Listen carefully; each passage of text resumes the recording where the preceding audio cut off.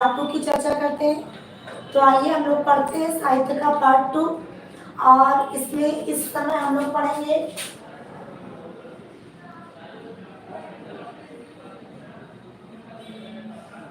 कवि और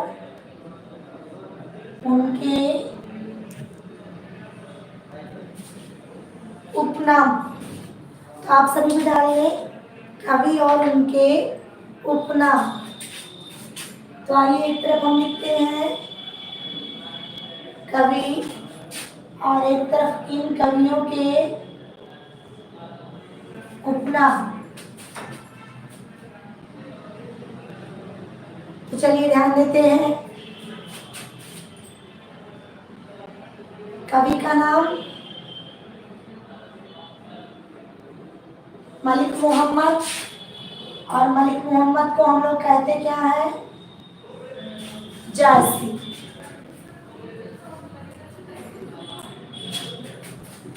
सबसे ज्यादा पूछे जाते हैं सूरदास जी। सूरदास जी को हम लोग कहते हैं खंजन नयन। ध्यान दीजिएगा, सूरदास जी को हम सभी लोग कहते हैं खंजन नयन।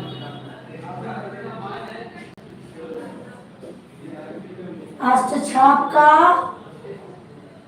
जहाज कहते हैं, और इन्हें हम लोग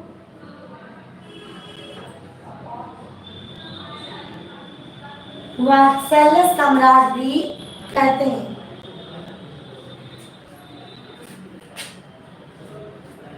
अगला, इसके बाद में हम लोग लिखते हैं तुलसीदास जी को क्या कहते हैं?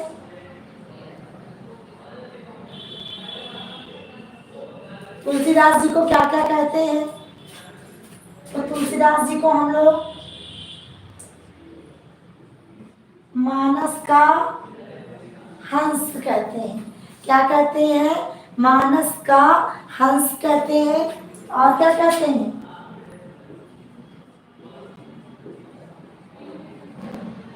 इनको हम लोग कहते हैं कवि शिरोमणि।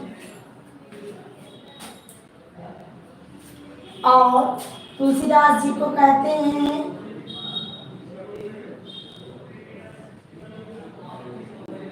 लोकनायक कवि।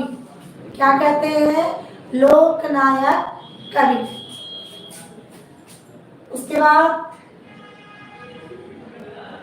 अब्दुल रहीम,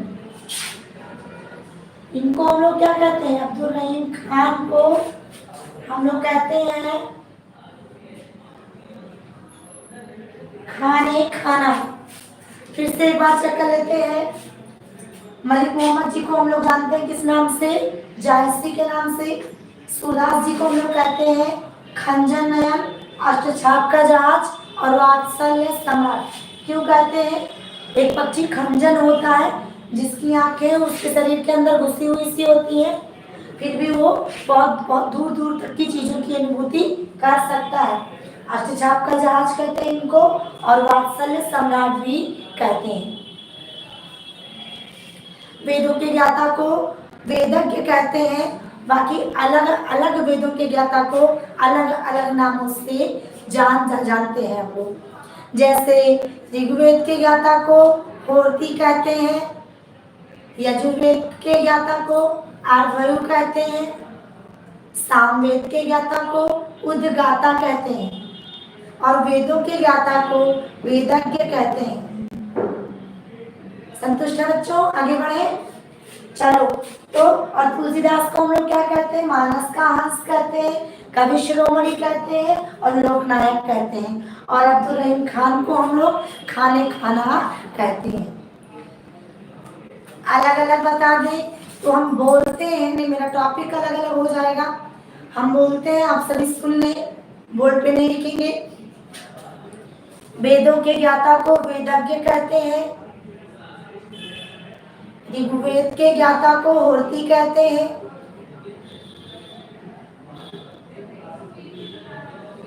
यजुर्वेद के ज्ञाता को आर्धवयु कहते हैं, सामवेद के ज्ञाता को उद्गाता कहते हैं। हो गया, आगे बढ़ा जाए। चलिए हम अपने टॉपिक पे चलते हैं, कवि और उनके उपनाम।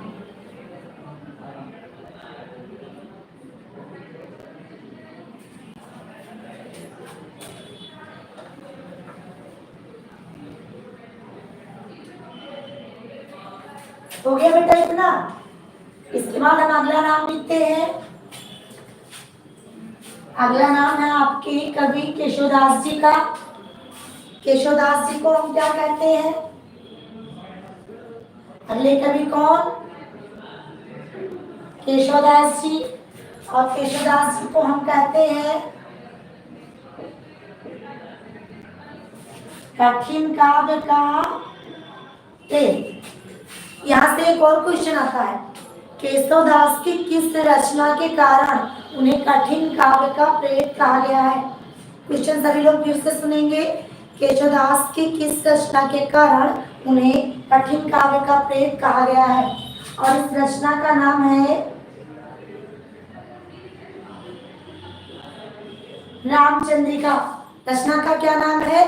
रामचंद्रिका, जिसे आधुनिक रामचरितमानस भी कहते हैं।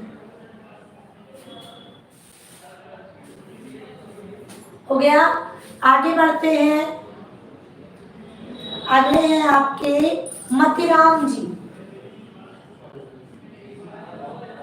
मतीराम जी को हम कहते हैं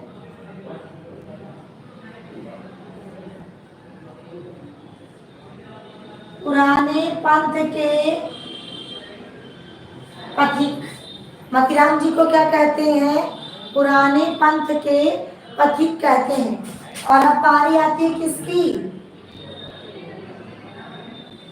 घनानंद जी की। घनानंद जी को हम कई चीजें कहते हैं। हम चेक करते हैं कि हम घनानंद जी को क्या क्या कहते हैं।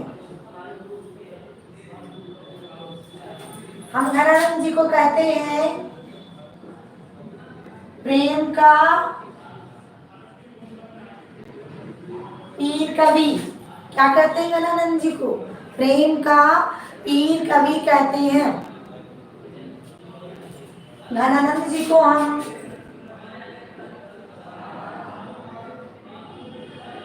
साक्षात रसमूर्ति भी कहते हैं।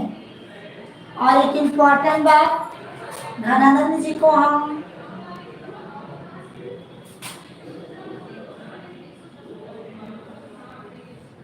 जबादानी कवि भी कहते हैं। जबादानी का क्या मतलब? कि जो भी घनानंद जी कहेंगे वो करेंगे, इसीलिए प्रसिद्ध था कि हम इनको जबादानी कवि भी कहते थे।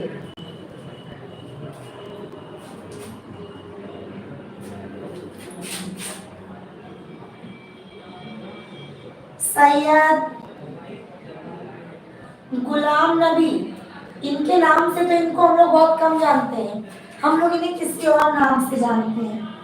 हम सभी लोग इनको कहते हैं रसलीन। क्या कहते हैं इनको? रसलीन कहते हैं।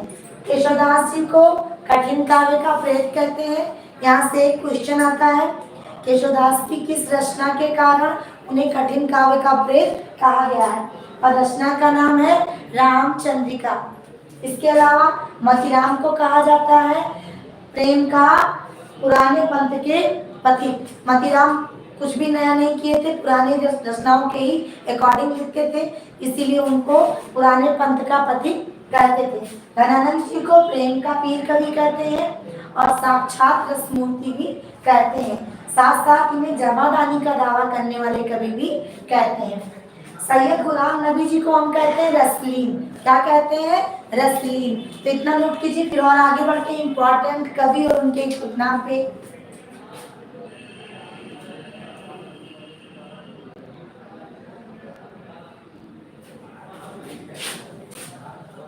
आगे हमारे कवि हैं। आप लोग इस चैप्टर को अच्छे से पढ़ लेंगे। एक क्वेश्चन हर बार यहाँ से आ ही जाता है, तो इसको अच्छे से पढ़ कर देख कर तब जाएंगे।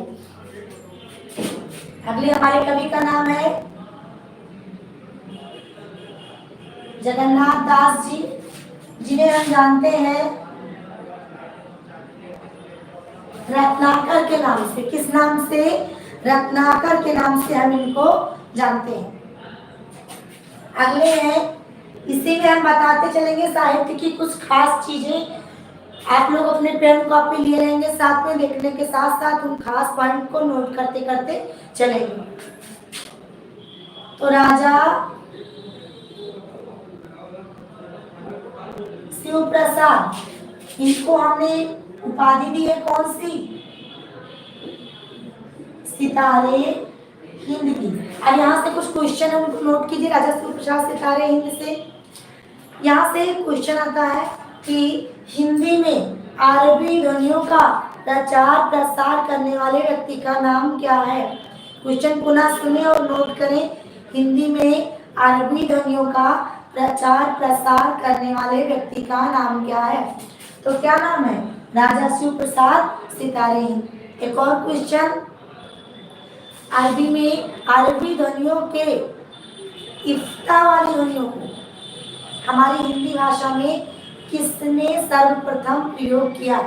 अरबी ध्वनियों के स्थान पर इफ्ता का प्रयोग करने वाले व्यक्ति, ये भी राजा शिव प्रसाद सितारे हिंद।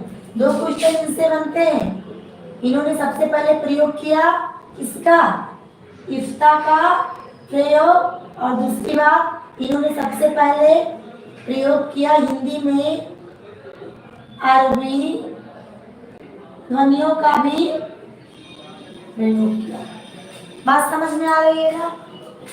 तो आगे की ओर हम लोग बढ़ते हैं। अब बाकी है भारतेंदु जी की, इनसे भी बहुत सारे क्वेश्चन आते हैं और हम इसी समय उनकी चर्चा करेंगे। तो अगले हमारे कवि हैं कौन? हरिश्चंद्र जी। और हरिश्चंद्र जी को हम सभी ने उपनाम दिया है, कौन सा? भारतेंदु का। अब इनसे तो बहुत क्वेश्चन आते हैं, सभी क्वेश्चन को एक एक करके नोट कर लें जो आपके काम की चीजें हैं। चलिए, भारतेंदु जी से पहला क्वेश्चन क्या आता है, ऐसे यहीं पे नोट कर ले भारतेंदु जी को और क्या क्या कहते हैं। तो सबसे पहली बात, भारतेंदु जी को हम लोग हिंदी साहित्य का पितामह कहते हैं। क्वेश्चन फिर से, भारतेंदु जी को हिंदी साहित्य का पितामह कहा जाता है। नेक्स्ट, भारतेंदु जी को हिंदी साहित्य का पिता भी कहा जाता है। हो गया। अगली बात, स्त्रियों को जागृत करने के लिए भारतेंदु जी ने कौन सा नुक्कड़ नाटक लिखा? क्वेश्चन पुनः, स्त्रियों को जागृत करने के लिए भारतेंदु जी ने कौन सा नुक्कड़ नाटक लिखा? और इस नुक्कड़ का नाटक का नाम है सती प्रथा। फिर क्वेश्चन आएगा, भारतीय बालिकाओं को जागृत करने के लिए भारतेंदु जी ने कौन सी पत्रिका निकाली? भारतीय बालिकाओं को जागृत करने के लिए, स्वतंत्रता की भावना भरने के लिए भारतेंदु जी ने कौन सी पत्रिका निकाली? पत्रिका का नाम है बाला बोधनी। क्या नाम है पत्रिका का? बाला बोधनी। एक क्वेश्चन आता है, हिंदी में योगदान करने के लिए भारतेंदु जी ने कौन सी पत्रिका निकाली? क्वेश्चन पुनः, हिंदी में योगदान करने के लिए भारतेंदु जी ने कौन सी पत्रिका निकाली? और आपके इस पत्रिका का क्या नाम है?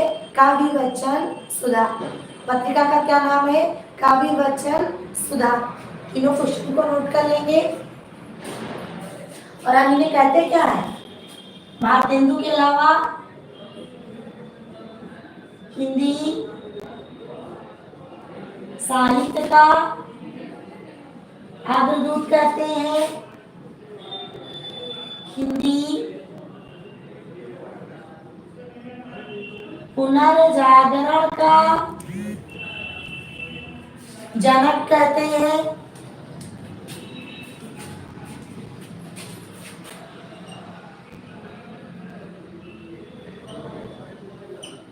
आधुनिक हिंदी के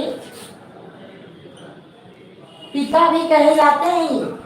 और इसके अलावा सबसे खास बात जिस पर आप कभी भी विश्वास नहीं कर सकते हैं पेपर में, भारतेंदु जी को हम रसा कहते हैं।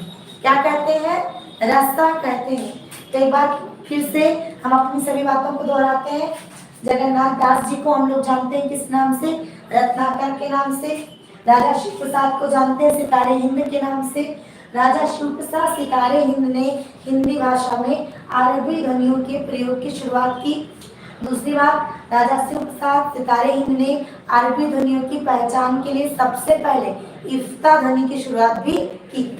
अगली बात, हरिश्चंद्र जी को हम लोग कहते हैं भारतेंदु, और क्या कहते हैं हरिश्चंद्र जी को? रस्सा कहते हैं। ये दोनों इनके क्या है? उपनाम है। भारतेंदु जी को हिंदी साहित्य का अग्रदूत कहा जाता है। भारतेंदु जी को हिंदी पुनर्जागरण का जनक कहा जाता है। भारतेंदु जी को हिंदी साहित्य का पिता और पितामह कहा जाता है। और भारतेंदु जी को आधुनिक हिंदी का भी पिता कहा जाता है। एक और क्वेश्चन आपको यहीं से बताते हैं, यदि कभी आ जाए भारतेंदु जी के पिता का क्या नाम था? ये तो क्वेश्चन नहीं आएगा, लेकिन अगला वाला आएगा। अगला वाला कौन सा है? यदि क्वेश्चन आ जाए हिंदी के प्रथम मौलिक नाटक का नाम क्या है, तो हिंदी के प्रथम मौलिक नाटक का नाम है नहुष। और नहुष को लिखने वाले व्यक्ति का नाम है भारतेंदु जी के पिताजी। क्या नाम है उनका? बताइए आप लोग।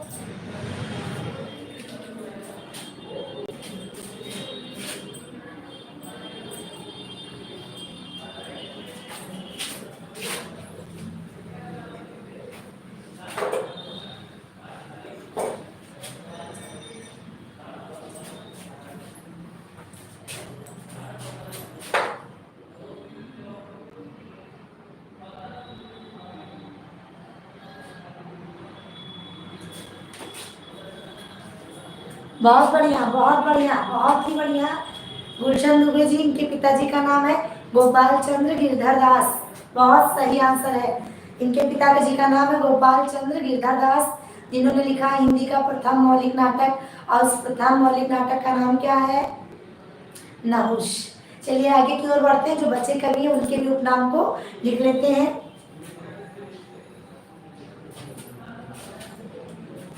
हमारे एक कवि है जिनका नाम है नाथुराम शर्मा, और हम ये जानते हैं अपनी हिंदी में किस नाम से? शंकर के नाम से जानते हैं। और साथ साथ इन्हें एक और चीज कहते हैं, इन्हें कहते हैं साहित्य सुधाकर सुधारक। क्या कहते हैं इनको? साहित्य सुधारक भी कहते हैं। आगे आते हैं जिनको हम लोग विशिष्ट नाम से जानते हैं, और दो कवि हैं जो टेट के पेपर में तो हमेशा आ जाते हैं। कौन आते हैं? मैथिली शरण गुप्त जी और अयोध्या प्रसाद हरिओत जी। हर साल आते हैं, तो इनको तो ऐसे ही अच्छे से पढ़ के जाना है। तो हमारे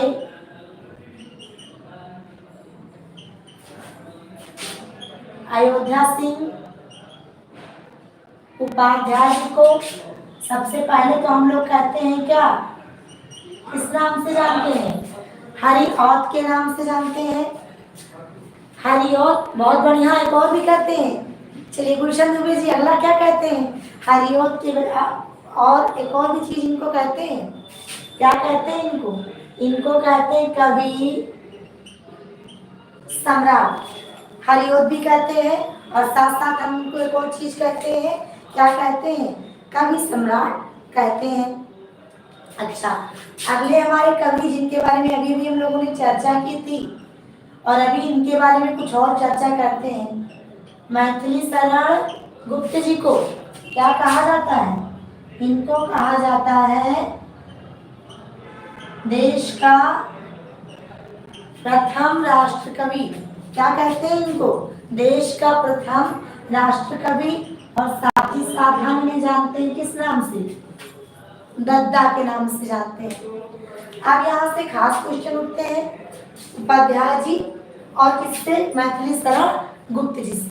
तो मैथिली शरण गुप्त जी ने क्या लिखा है? कौन सी रचना लिखे हैं ये? और ये क्या लिखे हैं? इनको जाना जाता है वैदेही वनवास के लिए, और इन्हें जाना जाता किस चीज के लिए? साकेत के लिए। कोई दिक्कत नहीं, आगे बढ़ा जाए। प्रिय प्रवास, वैदेही वनवास और साकेत के रचनाकार टेट में बार बार आते हैं, बहुत बार आ चुके हैं। फिर हमारे हैं सूर्यकांत त्रिपाठी जी, और इन्हें हम जानते हैं किस नाम से? निराला के नाम से। अच्छा, आप में से कौन बताएगा इन्हें निराला के अलावा भी कुछ कहते हैं? क्या कहते हैं इनको? एक तो हम इनको निराला कहते हैं। हाँ, बहुत अच्छा, द्वितीय राष्ट्रपति दिनकर जी है, कोई शक नहीं है इसमें। सूर्यकांत त्रिपाठी जी को निराला कहते हैं, और निराला के साथ साथ हम इनको क्या कहते हैं? महाप्राण कहते हैं।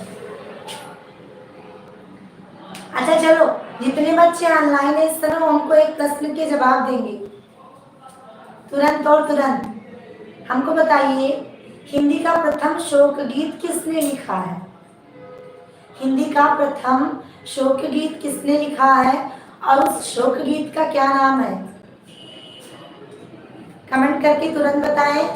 हिंदी का प्रथम शोक गीत किसने लिखा है और उस प्रथम शोक गीत का नाम क्या है? देखते हैं कौन बता ले जाता है, तेजी से बताएंगे। हिंदी का प्रथम शोक गीत किसे कहते हैं और शोक गीत को लिखने वाले व्यक्ति का नाम? जी बहुत बढ़िया, गुलशन जी, सूर्यकांत जी ही है। इनके उस शोक गीत का नाम क्या है और क्यों लिखा था इन्होंने उसको?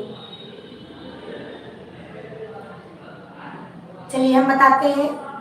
सूर्यकांत त्रिपाठी जी के लिखित शोक गीत का नाम है सरोज स्मृति। क्या नाम है? सरोज स्मृति।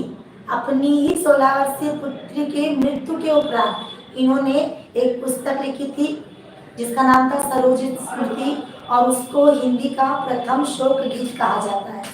तो इतना नोट कर लीजिए और आगे बढ़े हम लोग। एक बहुत आता है, इसके बारे में जयशंकर जी को क्या कहते हैं? ये कौन से हैं जयशंकर जी? प्रसाद। और हम इन्हें जानते हैं किस नाम से? कलाधर के नाम से जानते हैं। किसको? जयशंकर जी को हम किस नाम से जानते हैं? कलाधर खान के नाम से जानते हैं। साथ ही हम इन्हें कहते हैं आधुनिक कविता के सुमेरु है। क्या है? आधुनिक कविता के सुमेरु है। तो एक बार इन सबको भी हम फिर से दोहरा लेते हैं। नाथुराम शर्मा जी को क्या कहते हैं? शंकर कहते हैं, और इन्हें साहित्य सुधाकर भी कहा जाता है। वैसे सुधाकर किसकी पर्यायवाची है? जी शुभम जी बताएं, सुधाकर किसकी पर्यायवाची है? अरे आप लोगों ने जवाब नहीं दिया। सुधाकर चंद्रमा की पर्यायवाची है। हरिओद को हम लोग क्या कहते हैं? कवि सम्राट कहते हैं, और हरिओद भी कहते हैं। मैथिली साहित्य को कहा जाता है देश का प्रथम राष्ट्र कवि, और इनको एक और नाम से जाना जाता है, दत्ता के नाम से जाना जाता है। सूर्यकांत त्रिपाठी जी को हम लोग जानते हैं निराला के नाम से, और दूसरे किस नाम से? महाप्राण के नाम से। और सूर्यकांत त्रिपाठी से एक और क्वेश्चन आता है कि हिंदी का प्रथम शोक गीत लिखने वाले व्यक्ति का नाम बताइए। और हिंदी का प्रथम जो शोक गीत है उसको हम लोग क्या कहते हैं? सरोज स्मृति कहते हैं, और सरोज स्मृति के रचनाकार कौन है? निराला जी हैं। जयशंकर प्रसाद जी को हम लोग कलाधर कहते हैं, और आधुनिक हिंदी का, आधुनिक कविता का सुमेरु भी कहते हैं। तो इतना बता दो, थोड़े से कवि और उपनाम और बच्चे हैं, उनकी भी चर्चा हम लोग कर लेते हैं। पक्का यहाँ से एक दो क्वेश्चन हर हालत में आते ही आते हैं। बताते फिर इसको। जी सही है, चंद्रमा को बिल्कुल सही है। सुधाकर चंद्रमा की पर्यायवाची है, और चंद्रमा की बाकी पर्यायवाचियां कौन कौन सी है?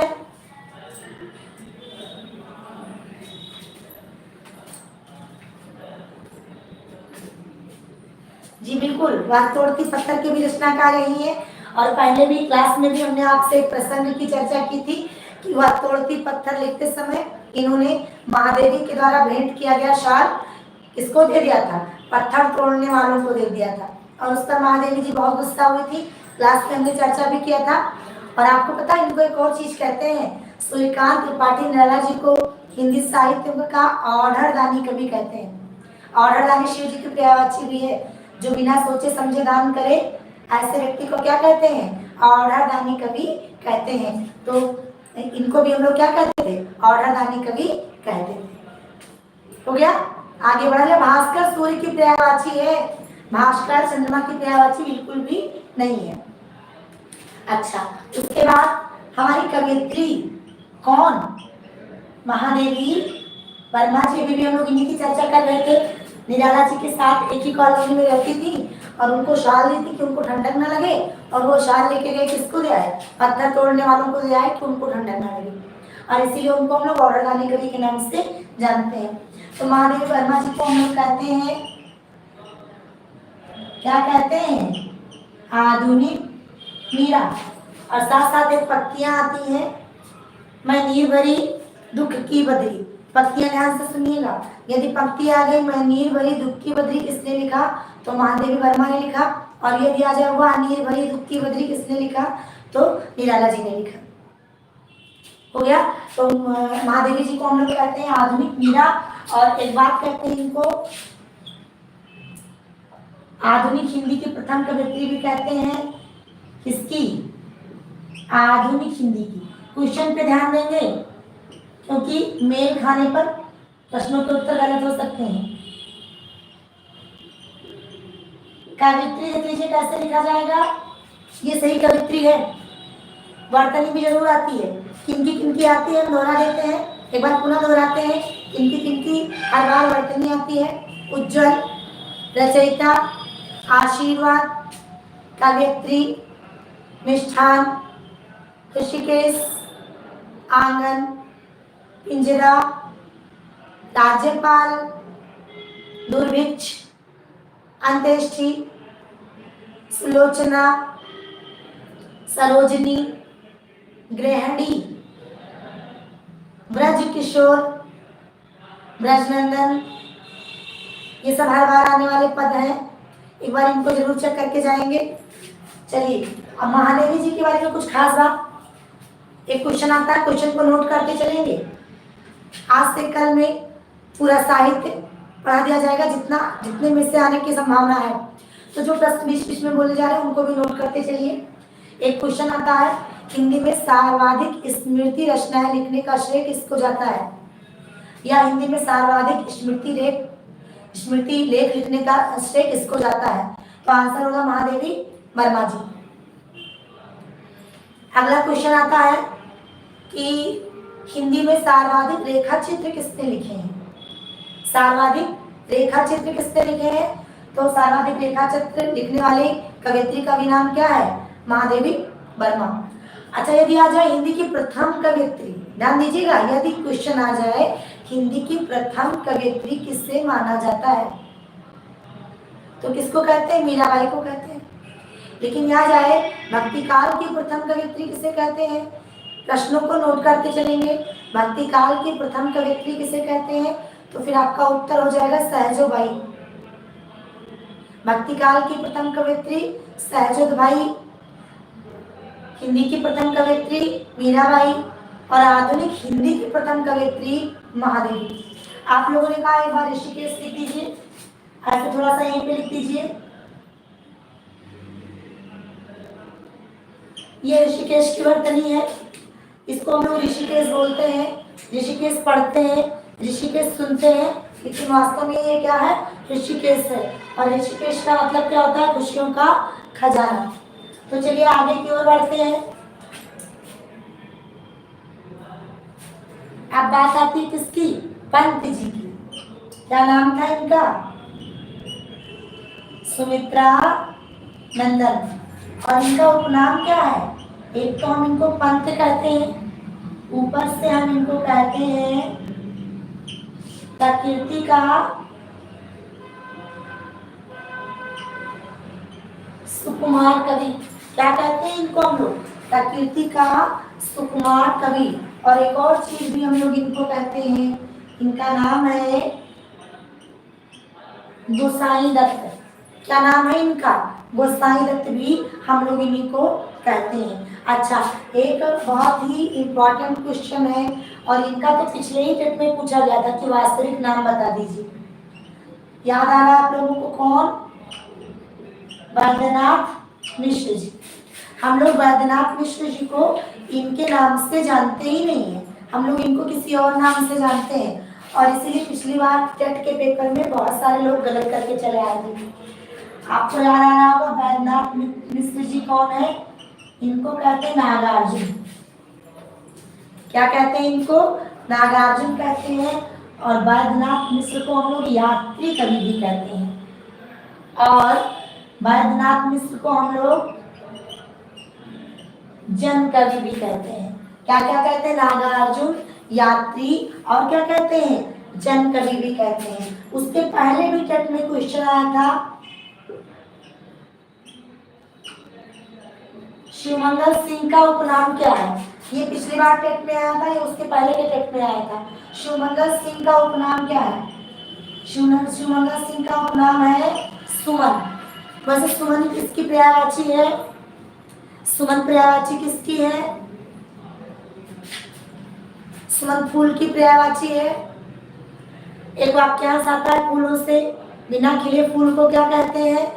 और क्लास में हमने लिखवाया भी है, बिना खिले फूल को मुकुल कहते हैं। फूल की अन्य पर्यायवाचियां हैं फूल, कुसुम, रसून, सुवास, पुष्प, सुरभि और मुकुल। तो आदिखिले फूल को क्या कहते हैं? मुकुल कहते हैं। और शिवमंगल सिंह को क्या कहते हैं? सुमन कहते हैं। अच्छा, गोपाल शरण सिंह, इस बार इनको इंपॉर्टेंट लगा दीजिए। देखो क्रम से आ रहे हैं, पहले ये आए, फिर ये आए, फिर ये आए, तो इस बार इनको जरूर देख के जाइएगा। और इनको बहुत अच्छा चीज भी कहते हैं। गोपाल शरण सिंह को हमारे यहाँ कहा जाता है नेपाली। किस उपनाम से जाना जाता है? नेपाली। फिर से महादेवी वर्मा जी को कहते हैं आधुनिक मीरा और आधुनिक हिंदी की प्रथम कवयित्री। सुमित्रा नंदन जी को कहते हैं पंत और प्रकृति का सुकुमार कवि। गोसाई दत्त भी कहते हैं। वैद्यनाथ मिश्र टेट में आए थे पिछले साल, इनको नागार्जुन कहते हैं, यात्री कहते हैं और जन कवि कहते हैं। शिवमंगल सिंह को क्या कहते हैं? सुमन कहते हैं, यानी पुष्प कहते हैं। और गोपाल शरण सिंह जी को कहते हैं नेपाली। कली वो फूल है जो बिल्कुल खिला नहीं है, मुकुल अधिक खिला फूल है और कली बिल्कुल भी खिला फूल नहीं है। इतना मिटा लें।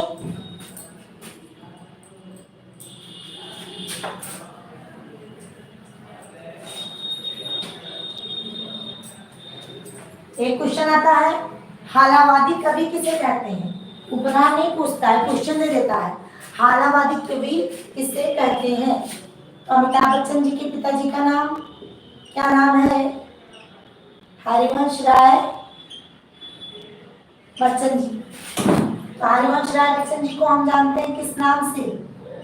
हम इनको कहते हैं हालावादी कवि। ठीक। अच्छा, क्वेश्चन राजा हालावाद के जनक कौन कहे जाते हैं? क्वेश्चन सुन लीजिएगा और लिखते चलिएगा। ये जिम्मेदारी आपकी है कि जो प्रश्न मौखिक रूप से बताए जा रहे हैं उन्हें कहीं नोट कर ले, तभी हम उस बात को पूरा कर पाएंगे कि 6 वीडियो में पूरा साहित्य हो जाएगा। लेकिन कब? जब आप चीजें जो बताई जा रही है उसको भी नोट करते चले और शिवाहत पे चले जाएंगे आप लोग, और वीडियो जितने भी साहित्य के पढ़ेंगे उनको अच्छे से पढ़ लेंगे, देख लेंगे, सुन लेंगे। लगभग सारे प्रश्न यहीं से आ जाएंगे। तो ये दिया जाए हालावादी कवि कौन कहे जाते हैं, तो हरिवंश राय बच्चन। और यदि क्वेश्चन आ जाए हालावाद के जनक कौन कहे जाते हैं, तो भी कौन हो जाएंगे? हरिवंश राय बच्चन जी हो जाएंगे। अच्छा, अभी आप लोग कठिन काव्य का प्रेत किसको कहा गया था? केशवदास जी को।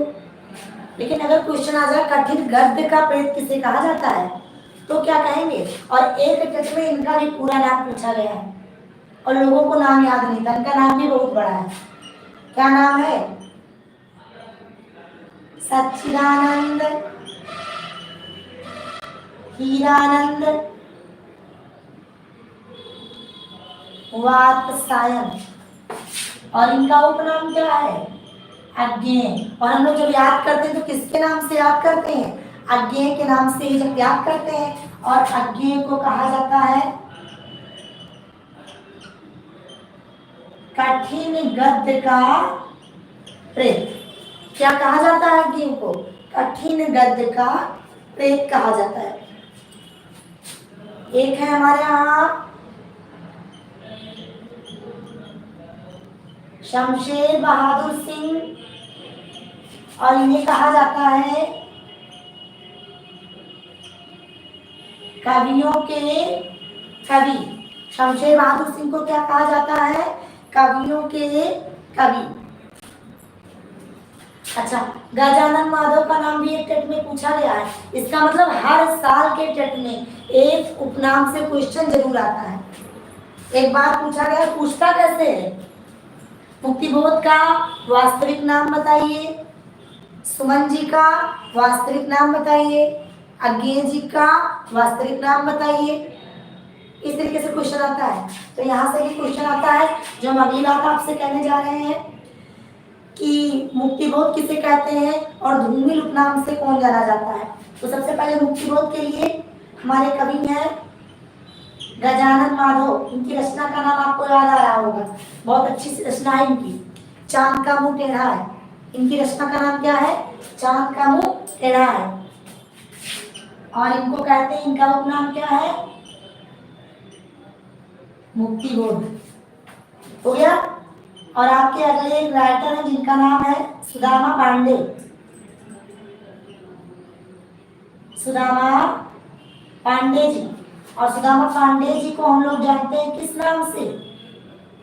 धूमिल के नाम से। तो चलिए एक बात सुन लेते हैं, हरिवंश राय जी को क्या कहते हैं? हालावादी कवि। यदि प्रश्न आ जाए कि हालावाद के जनक कौन है, तो भी कौन? हरिवंश राय बच्चन जी। अच्छा, सच्चिदानंद हीरानंद वात्स्यायन का नाम क्या है?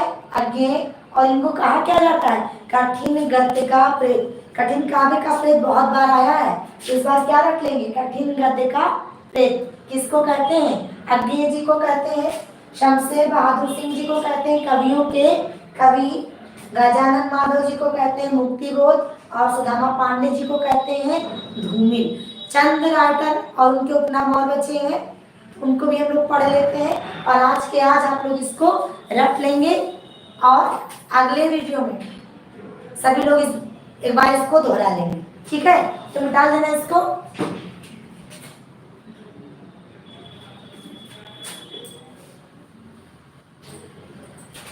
और अब हम बात करते हैं अपने प्रेमचंद जी की। मुंशी प्रेमचंद जी से तो बहुत क्वेश्चन आते हैं टेट में, और क्लास में हमने पढ़ाया भी है। प्रेमचंद जी का प्रथम उपन्यास, अंतिम उपन्यास, अधूरा उपन्यास, उनकी पत्नी द्वारा लिखी गई कहानी, उनके बेटे द्वारा नियत दिया गया नाम, किसी और के द्वारा लिखी गई उनकी आत्मकथा, ये सारे क्वेश्चन पेपर में आते हैं और सब के सब हमने आपको लिखाया भी है। हालांकि अभी हम फिर एक बार इन चीजों को दोहरा लेते हैं। तो आइए हम चर्चा करते हैं किसकी। बहुत क्वेश्चन आते हैं प्रेमचंद जी से। तो सबसे पहली बात तो इनका नाम पूछा जाता है, और इनका नाम क्या था? धनपत राय था। वास्तविक नाम इनका क्या था? धनपत राय था। अब देखो यहीं से क्वेश्चन आएगा। एक क्वेश्चन आता प्रेमचंद जी के बचपन का नाम क्या था? क्या नाम था? धनपत राय था। एक क्वेश्चन आता था कि उर्दू में प्रेमचंद जी किस नाम से लिखते थे? तो उर्दू में प्रेमचंद जी लिखते थे किसके नाम से? नवाब राय के नाम से। अब यहाँ से भी एक क्वेश्चन बन रहा है, तुरंत ही नोट करते चलेंगे यहाँ से, क्योंकि क्लास में इन चीजों को हमने लिखवाया है। चलो, तो नवाब राय से एक क्वेश्चन निकलता है, कौन सा? प्रेमचंद जी की किस रचना को अंग्रेजों ने जब्त करके जला दिया था? यहाँ से क्वेश्चन आ गया, जब नवाब राय के नाम से लिखते थे। प्रेमचंद जी की किस रचना को अंग्रेजों ने जला दिया था? और रचना का नाम क्या है? सोजे वतन। हो गया एक क्वेश्चन। हाँ, सोजे वतन, बिल्कुल, बहुत बढ़िया, सोजे वतन नाम है। फिर एक क्वेश्चन आता है कि प्रेमचंद जी के उर्दू उपन्यास हम खुरमा का हिंदी रूपांतरण क्या है और किस नाम से है? किस नाम से है? प्रेमा के नाम से। नाम क्या है? प्रेमा। फिर एक क्वेश्चन आता है, प्रेमचंद्र घर में किसने लिखा है? एक रचना का नाम है प्रेमचंद्र घर में, उसको किसने लिखा है? तो प्रेमचंद की पत्नी शिवरानी देवी। प्रेमचंद की पत्नी का नाम शिवरानी देवी। शिवरानी देवी ने क्या लिखा है? प्रेमचंद्र घर में। हो गया। फिर दो लोग एक ही नाम के लेकिन अलग अलग चीज लिखे हैं। प्रेमचंद जी को कहा जाता है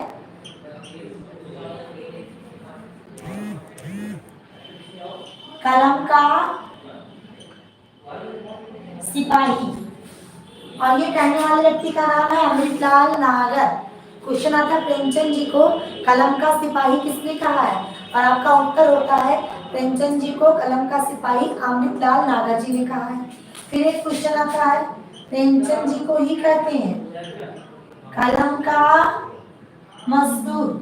तो आप बताओ प्रेमचंद जी को कलम का मजदूर कौन कहते हैं, तो इन्हीं के बेटे, किसके, प्रेमचंद जी के बेटे जिनका नाम था अमृत राय। अमृत राय ने इनको क्या कहा है, कलम का मजदूर कहा है। हो गया, चलो आगे बढ़ते हैं हम लोग। इनको कथा सम्राट भी कहा गया है और कहानी सम्राट भी कहा गया है। और इनके अधूरे उपन्यास का नाम बहुत पूछा जाता है, तो इनका अधूरा उपन्यास कौन सा, मंगलसूत्र।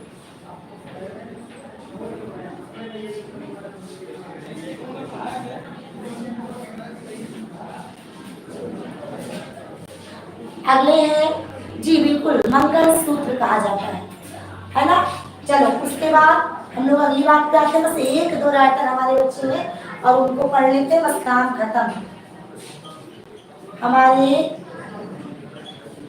किशोरी दास वाजपेयी जी को हम कहते हैं हिंदी का पाणिनि। वाजपेयी जी को क्या कहते हैं, हिंदी का पाणिनि कहते हैं। और एक अंतिम बात,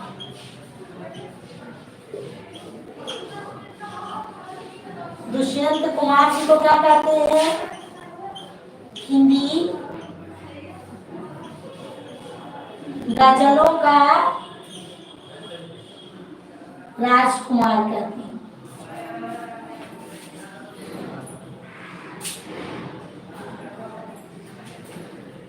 हो गया,